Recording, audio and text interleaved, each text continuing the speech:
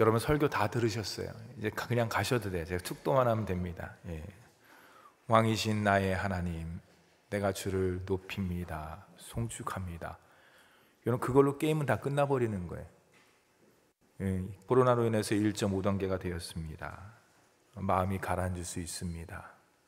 또 시작이구나. 여러분 그 매스컴을 통해서 아셨죠? 이 겨울에 2차 팬데믹이 올 것이다. 이제 올 것이 왔구나. 그런데 우리는 준비가 되어 있어요. 방역의 준비? 그렇지 않습니다. 코로나를 통해서 하나님께서 우리를 연단시키시고 깨닫게 해주시고 보여주시고 알게 해주신 것, 세상의 그 어떤 것도 내 심령과 가정과 삶을 지켜주지 못한다. 그럼 우리가 이 땅 가운데 낙심하며 슬퍼하며 울면서 좌절하면서 삶을 살아야 될까? 그렇지 않다는 거예요. 말씀, 그 말씀 붙잡고. 근데 목사님, 그 말씀에 순종하기가 참 어려워요. 그렇죠. 우리의 심령도 그렇고 세상도 가만 놔두지 않아요. 그렇기 때문에 예배에 나와서 주님 말씀 듣고 기도하고 무릎 꿇고, 내가 안 되니까 성령께 지혜 구하고 성령의 인도하심을 구하고, 그럴 때 우리가 이 모든 코로나를 주님의 은혜 가운데 잘 극복하는 줄 믿습니다. 영상으로도 예배 드리시는 우리 귀한 가족들이 있는데요, 우리 다시 한번 인사 나누겠습니다. 옆 사람에 아버지 집에 잘 오셨습니다. 다시 한번 인사할까요? 사랑하고 축복합니다. 오늘 말씀은 2주 전에 함께 나눈 말씀입니다. 오늘은 두 번째 시간인데요, 여러분 2주 전 설교 내용 잘 기억 못 하시죠? 예, 그래서 제가 상기하는 차원에서 잠깐 요약해서 말씀을 드리도록 하겠습니다. 신명기 33장은 하나님의 사람 모세가 저 가나안 땅을 바라보면서 이제 앞으로 들어가야 될 이스라엘 백성들을 앞에 놓고서 축복한 말씀이에요. 기도하면서 하나님의 복이 임하기를 원한다라고 축복의 말씀인 동시에 모세는 어떻습니까? 가나안 땅에 들어가지 못해요. 젖과 꿀이 흐르는 땅을 멀리 바라보면서 마지막 온 힘을 다해서 그들을 향해서 유언의 말이 바로 우리가 읽은 신명기 33장의 말씀입니다. 우리가 이 말씀이 축복의 말씀인 동시에 한 사람의, 하나님의 사람의 마지막 삶의 여정을 마치면서 남기는 마지막 말이다 생각하면은 여러분 아마 신명기 33장을 읽을 때 그냥 읽지는 않을 거예요. 유언의 말이라고 생각하면 깊이 묵상하고 또 묵상하는 말씀이 바로 신명기 33장의 말씀이라고 할 수가 있습니다. 모세가 그들을 축복할 때 그들의 상황은 녹록지 않았습니다. 아직 가나안 땅에 들어가지 않았죠. 요단강을 건너지도 않았습니다. 여리고성을 점령하지도 않았습니다. 숱한 전쟁을 치르지도 않았습니다. 미래를 예측할 수 없는 상황 가운데 그들은 놓이게 되었지요. 그럼에도 모세가 그들에게 전해주고 싶은 한마디의 말씀이 있었어요. 이것은 그 당시에 이스라엘 백성들, 하나님께서 모세를 향하신 이스라엘 백성들에 주는 말씀만 아니라 오늘 우리 귀한 자녀, 코로나 시대의 어려움 가운데 사는 우리 모든 자녀에게 이런 마음으로, 이런 마음가짐으로, 이런 삶으로, 이런 모습으로 삶을 살았으면 좋겠다라는 귀한 하나님의 당부의 말씀이기도 합니다. 그것은 무엇인가? 우리가 잘 아는 말씀이에요. 너는 행복한 사람이다. 나는 행복한 사람입니다. 이거예요. 모세가 전하는 행복은요, 믿는 사람이나 믿지 않는 사람, 모든 사람들이 다 바람의 공통이에요. 그렇죠. 이 땅 가운데 태어난 사람 치고 행복하지 않게 불행하게 살고 싶은 사람이 누가 있겠어요? 다 행복하게 삶을 살고 싶겠죠. 그러나 포스트 코로나 시대에 행복을 바깥에서만 찾으려고 그러면 우리는 무지개를 쫓는 사람과 같습니다. 그 행복은 바깥에 있는 게 아니에요. 세상에 많은 사람들, 심지어 그리스도인조차도 모든 행복은 바깥에 있다 그래갖고 내가 많은 물질을 모으면은, 내 이름을 갖다 날리면은, 내가 높은 지위에 오르면은 정말로 행복할 수 있을까? 그렇지 않아요, 여러분들. 하나님께서 우리를 그렇게 만드셨어요. 왜냐하면 이 땅 모든 것들이 하나님의 피조물이고 하나님께서 만드신 거, 물질도 하나님께서 만드시고 모든 것들을 하나님께서 만드셨기 때문에 그 하나님의 창조 목적에 의하면은 바깥에서는, 세상에서는 행복을, 진정한 행복을 찾을 수가 없다. 그렇다면 하나님께서 원하시는 참된 행복, 진정한 행복은 과연 어디에 있는 것인가? 여 안에 있는 것이에요. 내적으로, 영적으로, 더 나아가서 하나님께서 만복의 근원이 되시기 때문에 주님을 찾고 주님을 사모하며 주님께 나아갈 때 그 복이, 그 행복이 위로부터 우리의 가정과 심령 가운데 내려오는 줄 믿으시기 바랍니다. 그럼 참된 행복의 기준은 뭐냐? 아까 제가 얘기했듯이 세상이 아닌 하나님께 있다는 것이에요. 우리가 이것을 꼭 기억해야 돼요. 바깥이 아니라 내부라는 것은 뭐냐? 이 땅 가운데 있는 것이 아니라 진정한 행복은 바로 하나님 위로부터 내려온다는 사실을 우리가 꼭 믿어야 된다는 것이에요. 그것을 오늘 설명한 것이 바로 26절에서 29절의 말씀이라고 할 수가 있어요. 먼저 26절의 말씀에 보면요, 나는 왜 행복한 사람인가? 혹시 기억나십니까? 지지난주에 하나님께서 나를 도와주시기 때문에 나는 행복한 사람입니다. 다 같이 26절 말씀 함께 읽어볼까요? 26절 말씀입니다. 시작. 여술은이여 하나님 같은 이가 없도다. 그가 너를 도우시려고 하늘을 타고 궁창에서 위엄을 나타내시는도다. 제가 설명했죠. 하늘을 탄다. 우선 하나님께서 손오공도 아닌데, 그렇죠? 이 말은 무슨 말이냐? 하나님께서 하나님의 자녀를 도와주시되 어떻게 도와주시냐? 하늘을 탄다는 거야. 그 당시에 가장 빠른 건 뭡니까? 그 당시에 이스라엘 백성들이 새를 보면서 나도 새처럼 날았으면 좋겠다. 왜 새가 가장 빠르게 나는 것처럼 보이니까? 그거예요. 그 표현이에요. 시공간을 초월해서 도와주시는 하나님. 그래서 제가 얘기했잖아요. 미국의 폭격기 그때 시커먼 거 보여줬죠? 2주 전에 기억나시죠? 그림은 랜서라는 B-1B라는 폭격기인데 그게 한반도 상공에 한번 뜨기만 하면요, 저 북한이 벌벌벌벌 떨어요. 왜 그러냐? 그 폭격기는 52m의 큰 등치를 갖고 있는데 북한 레이더에 잡히지 않는다는 거야. 우리가 일명 알고 있는 스텔스 기능이 있어요. 시커멓게 생긴 비행기인데 그 스텔스 기능이 있으니까 샥 갖고 북한의 주요 요지에다 폭탄 툭툭툭 몇 개만 떨어뜨리면 그냥 풍비박산 나는 거예요. 끝장나는 거예요. 그렇기 때문에 무서운 거예요, 여러분들. 또 뭡니까? 엄청나게 빠른 속도로 움직인다는 거예요. 그 등치 큰 것들이. 또 뭡니까? 실수를 하지 않아요. 저녁에도 다 조준이 가능해. 한치의 오차가 어긋나지 않아요, 여러분들. 정확하게 목표물을 타격하는 거. 여러분이 뭐 TV라든지 뉴스를 통해서 그런 거 보시지 않습니까? 저녁에도 딱 조준, 레이저로 조준해갖고 딱 목표물에 맞추는 거. 그런 거예요, 여러분들. 우리 하나님께서 그렇게 도와주신다. 하늘을 타고 구름을 타고 나타나시면서 시공간을 초월해서 우리에게 필요한 것, 우리의 마음과 우리의 심령을 모든 것들을 아시는 주님께서 언제 어디서나 그 모든 것들을 도와주신다는 것이. 대표적인 것이 다윗과 골리앗의 전쟁이에요. 이건 제가 2주 전에 얘기하지 않은 내용이에요. 사울왕과 그의 군대가 골리앗을 보자마자 벌벌벌벌 떨었습니다. 그런데 오직 한 사람, 다윗은 떨지 않았어요. 왜요? 물맷돌을 사랑했기 때문에. 제가요 양을 치는데요, 사자나 곰이 오면요 제가 물맷돌을 가지고 휙휙휙 던져 탁 맞추면 그냥 이마에 맞아갖고 그냥 쓰러집니다. 제가 그래서 양을 지켰습니다. 골리앗 걱정하지 않습니다. 제가 골리앗 앞에서 물맷돌을 휙휙휙 던져 탁 맞추면 맞출 줄 믿습니다. 그렇기 때문에요? 아니에요. 자기의 물맷돌을 다윗은 실력을 의지하지 않았어요.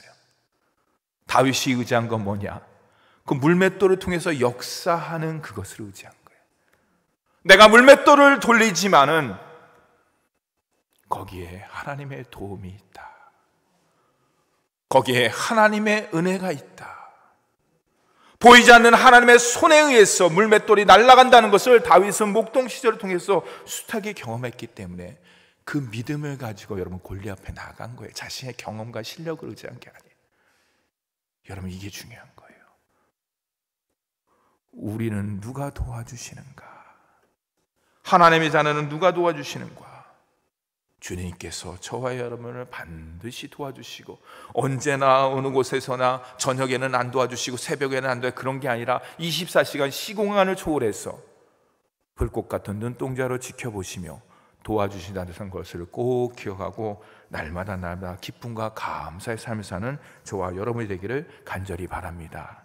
27절 말씀에 보면은 내가 왜 행복한 사람인가? 저를 한번 따라하겠습니다. 하나님께서 나와 함께 하시기 때문입니다. 27절 말씀 함께 읽겠습니다. 시작. 영원하신 하나님이 내 초소가 되시니 그의 영원하신 팔이 내 아래에 있도다. 그가 내 앞에서 대적을 쫓으시며 멸하라 하시도다. 이게 무슨 말이에요? 하나님께서 내 초소가 되신다, 거처가 되신다는 말은 우리 하나님께서 멀리 계시지 않는다는 거예요. 여러분 생각해 보세요. 도와주시는데 저 멀리 계서 내가 전화 드렸어요. 예를 드는 거예요. 하나님, 제가 지금 굉장히 급한 일인데 빨리빨리 도와주셔야 됩니다. 그랬더니 하나님께서 나 지금 저기 멀리 있는데 한 이틀 후면 갈 것 같아. 암만 능력이 있으면 뭐예요, 여러분? 이틀 후면 모든 것들이 다 끝나버리는데 그런 거예요. 하나님께서 도와주시되 어떻게 도와주시냐? 멀리 계시지 않아요. 가까이 계시다는 것이에요. 바로 우리의 심령과 우리 가정과 우리 삶 가운데 늘 가까이 계신다는 것이에요. 그래서 예수님께서 약속해 주셨어요. 두려워하지 말고 걱정하고 염려하지 말라. 그래서 말씀해 주셨어요. 뭐라고? 임마누엘 주님께서 내가 너희와 항상 함께한다. 근데 그게 어떤 유통기한이 있는 게 아니에요. 뭐랍니까? 영원히. 여러분 그런 얘기 들으면 가슴이 벅차지 않습니까? 내가 맨날 며칠서부터 2020년서부터 2030년까지 너를 갖다 도와주겠다 이런 게 아니에요. 기간을 정한 게 아니에요. 내가 하나님의 자녀로 택함받은 그 이후서부터, 아니, 성경에 보면 만세전의 영원전서부터 영원까지 도와주신다. 야, 우리 하나님이 이런 분이시구나. 그러기 위해서는 어떻게 되느냐? 내가 그 믿음을 가져야 돼. 근데 그 믿음은 내가 가질 수 있는 게 아니에요. 성령 하나님을 통해서, 말씀을 통해서, 예배를 통해서, 주님과 영적 귀한 교제를 통해서, 포스트 코로나 시대에 울먹이며 힘들어하고 어려운 때에 우리가 그 모든 것들을 극복할 수 있는 것이 무엇입니까? 성령 하나님을 통해서, 말씀을 통해서, 예배를 통해서, 기도를 통해서 한마디, 내가 세상 끝날까지 너와 함께한다. 아멘이에요, 여러분들. 날마다 영성생활을 통해서 임마누엘 축복을 누리는 저와 여러분이 되기를 간절히 바랍니다. 옆에 사람과 함께 고백하겠습니다. 하나님께서 나와 함께 하십니다. 아멘. 이제 여기까지가 이제 지난주 설교. 이제 오늘은 이제 다른 말씀이에요. 저를 한번 따라서겠습니다. 하나님의 능력 아래 있기에 나는 행복합니다. 제가 27절 말씀을 한 번 더 띄워주십시오. 제가 읽겠습니다. 영원하신 하나님의 내 처소가 되시니 그의 영원하신 팔이 내 아래에 있도다. 그가 내 앞에서 대적을 쫓으시며 멸하라 하시도다. 제가 밑줄을 쭉 껐어요. 뭡니까? 그의 영원하신 팔이 내 아래에 있도다. 이게 중요한 말이에요. 여러분, 전능하신 하나님께서, 살아계신 하나님께서 팔이 있을까요? 우리 인간처럼 팔다리가 있을까요? 손이 있을까요? 그렇지 않아요, 여러분. 하나님께서는 팔다리가 있으신 분이 아니에요. 우리처럼 모양을 갖고 계신 분이 아니에요. 근데 왜 성경은 이렇게 표현을 했을까? 왜 성경에 보면 여러분들 하나님의 능하신 팔, 전능하신 오른팔, 그런 것들이 굉장히 많이 해요. 여러분 성경 읽으면서 많이 경험했잖아요. 왜 이렇게 표현했을까? 이게 무슨 뜻인가? 하나님의 손이라는 것이야, 하나님의 팔이라는 것이 뭐냐? 살아계시다는 것이에요. 역사한다는 것이에요. 그런 표현이라고 할 수가 있는 거예요. 하나님께서 지금도 살아 역사하시는 하나님의 표현을 갖다 우리는 하나님의 팔이다, 하나님의 능력의 손이다, 이렇게 표현을 하고 있습니다, 성경에. 여러분 성경에 보면요, 하나님의 능하신 팔 아래 쓰임받은 많은 인물들이 나옵니다. 우리는 잘 알아요. 여러분들 아는 인물들이 다 그런 인물이에요. 근데 오늘 말씀의 주인공이 누굽니까? 오늘 말씀 누가 축복합니까? 이스라엘 백성들에게 모세예요. 하나님의 능하신 팔 아래, 그 권능의 손 아래 인도함 받은 사람, 쓰임 받은 사람 한 사람을 뽑으라 그러면 오늘 말씀의 주인공인 모세라고 할 수가 있습니다. 여러분 모세의 이름의 뜻이 뭔지 아십니까? 모세, 건져냄, 이런 뜻이에요. 건져내었다 뜻이에요. 여러분, 이름을 들으면 어떻습니까? 우울합니까? 아니면 그 이름을 들으면은 오, 대단하다 라는 생각이 듭니까? 두 가지의 의미가 다 쓰여요. 왜 그러면 부모에게 버려졌잖아요. 어쩔 수 없이 죽인다 그러니까. 아무튼 나일강에 버림받았잖아요. 그것을 누가 건져냅니까? 나일강에 버려진 모세를 바로의 공주가 건져내었습니다. 이 단어를 두 가지를 기억하셔야 돼요. 건져내었다, 요 단어하고 또 한 가지는 뭐냐? 두 가지 해석이 가능한데, 다른 하나는 나일강에 버려진 모세를 하나님께서, 주어가 하나님이에요, 하나님께서 바로 공주를 통해서 건져 주셨다. 이 건져내면 두 가지가 의미가 있는 것이에요. 내가 건짐을 받았다, 건져내었다는 것 같고 건져 주셨다는 것이에요. 여러분, 무슨 말인가? 죽음의 나일강에서 모세는 보이지 않는 하나님의 손에 의해서 건짐을 받았다는 것이에요. 바로 공주를 통해서. 바로 공주를 통해서 현상학적인 눈에 보이는 모습은 바로 공주가 모세를 건져내 갖고 자기의 양아들로 삼았지만은 이미 그 모든 플랜은 하나님의 계획 가운데 있다는 것이에요. 제가 나중에 그 성경 말씀을 한번 설교를 하도록 하겠습니다. 제가 한 번도 안 한 것 같은데, 여러분, 어떻게 그 시간에 바로 공주가 목욕을 하고 있을까요? 어떻게 그 시간에 그 갈대 상자로 만든 모세의 그것을 발견할 수가 있을까요? 어떻게 그때의 울음소리를 듣고 아, 얘는 히브리의 아니구나, 그냥 버려라 라고 하지 않고 그 마음에 국률이 동요돼서 은혜가 피부로 이 은혜가 임해갖고 그 아이를 자기의 양아들로 품을 수가 있을까요?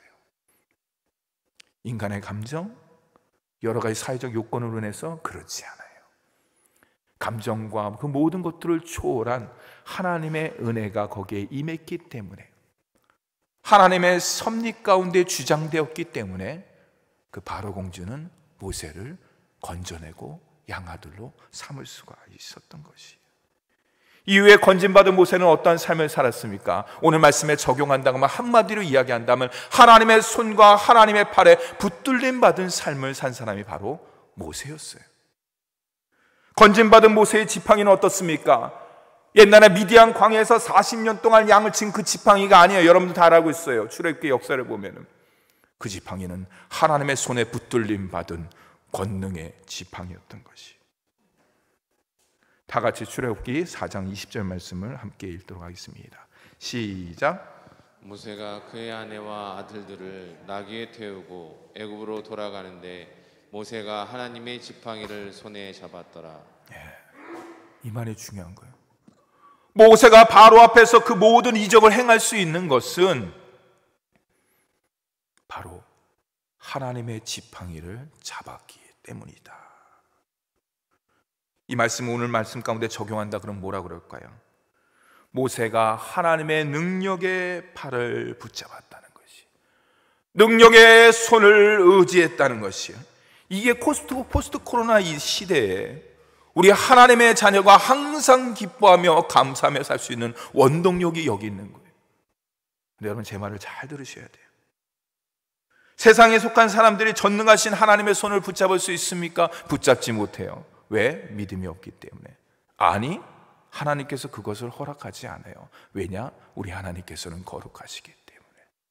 내가 거룩하니까 너희도 거룩할 줄 알고 우리 한 사람 한 사람을 성령을 통해서, 말씀을 통해서 하나님께서 우리를 거룩한 하나님의 자녀로 삼아주셨기 때문에 우리는 주님의 권능의 팔과 주님의 권능의 손을 붙잡을 수 있는 영적인 특권을 갖고 있는 거예요. 세상 사람들이 억만금을 갖다 주고 높은 지위 있다 그래도 내가 하나님의 손을 한번 붙잡고 싶습니다, 전능의 손을 붙잡고 싶습니다, 그래도 못 붙잡아요. 왜? 그들에게는 예수 그리스도의 십자가가 없기 때문에, 머릿속부터 발끝까지 보혈이 흐르지 않기 때문에 그런 거예요. 여러분, 이게 너무나 놀라운 사실이에요. 여러분들, 그렇다 그러면 제가 여러분들에게 진지한 질문 하나를 드리겠습니다. 여러분, 지금 하나님의 능하신 팔을 붙잡고 계십니까? 더 질문을 드릴까요? 지금 우리 가정이, 우리 교회가 하나님의 능력의 손길을 의지하며 나아가고 있습니까? 내 심령이 포스트 코로나로 인해서 낙심하고 좌절하고 슬퍼하는 것이 아니라 하나님의 능력의 손과 능력의 팔을 갖다 의지함으로 말미암아서 그 모든 것들을 넉넉하게 극복할 수 있다라고 믿음으로 나아가고 있습니까? 그렇게 되면 너무나 낙심이 돼요. 그렇죠? 그래서 제가 말씀 하나 더 적었어요. 코로나로 인해서 상황 때문에 내가 주님의 팔을 놓치기도 합니다. 붙잡지 못하기도 합니다. 손을 손을 갖다 뺄 수도 있습니다. 그렇죠. 왜냐? 연약하기 때문에, 부족하기 때문에, 믿음이 없기 때문에. 근데 너무너무나 감사한 건 뭔지 아세요? 주께서 말씀해 주셨어요. 당신의 선한 팔로 우리를 붙잡아 주셔서 인도하신다고. 내가 놓치더라도, 내가 뻗치더라도 하나님께서, 주님께서 능력의 팔과 영광의 팔을 가지고 우리를 붙잡아 주신다는 것이에요. 너 믿음 없으니까, 너 이렇게 하니까 내가 너 손 놓칠 거야, 내가 너 손 안 잡을 거야, 이런 게 아니에요. 언제 어디서나 내가 너를 갖다 붙잡아 준다.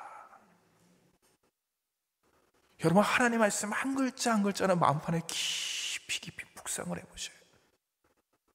여러분, 큐티라는 게 그런 겁니다. 그냥 흘려보내는 것이 아니라 전능하신 하나님께서 내가 부족하고 믿음이 없음에도 불구하고 내가 하나님의 손을 놓을 수도 있는데, 포스트 코로나에서 하나님을 멀어질 수 있는데, 비대면 영상을 통해서 내가 마음 가운데 어둠이 임할 수 있고 힘들어질 수가 있는데도 불구하고 우리 주님께서 절대로 놓치지 않는다는 거예요. 절대로 놔주지 않는다는 것이에요. 붙잡고 계신다는 것이에요. 그러기 때문에 나는 행복합니다. 나는 행복한 삶을 살 수가 있습니다. 사랑하는 성도 여러분, 포스트 코로나 시대에 하나님의 능하신 팔, 영광의 손을 의지하면서 나아가는 저와 여러분 되기를 간절히 바랍니다.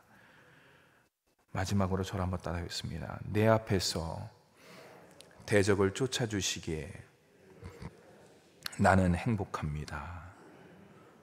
영원하신 팔이 내 아래에 있는 것뿐만 아니라 그가 내 앞에서 대적을 쫓으시며 멸하라 하시도다. 이게 무슨 말이에요? 성도 여러분, 그가 내 앞에서, 이게 중요해요. 누가? 주님께서 내 앞에서. 언제? 어디서나 무엇을 하든지 항상 영원히 주께서 내 앞에서. 자, 돌격 앞으로! 이렇게 하면서 호령하면서 주님께서는 뒤로 쑥 빠지시는 분이 아니에요. 여러분, 가끔 영화 보면 그런 거 나오잖아요. 대장이 자, 돌격 앞으로 하는데 자기는 뒤에 있어. 그럼 얘기를 해요. 왜 다들 군인들은 앞으로 가는데 당신은 앞으로 안 갑니까? 내가 죽으면 지휘를 못하잖아. 아, 그렇군요. 근데 제가 옛날에 감명 깊은 영화 본 적이 있어요. We Were Soldier라는 영화를 봤어요. 여러분 한번 시간 되시면 보세요. 그런 것들은 볼 필요가 있어요. 제가 그 주인공이 지금 생각이 안 나는데 굉장히 유명하신 분이에요. We Were Soldier. 근데 그분은 항상 앞에 있어요. 뒤에 있지 않아요. 그러니까 오히려 그 병사들이 그 대장을 보호하는 거예요.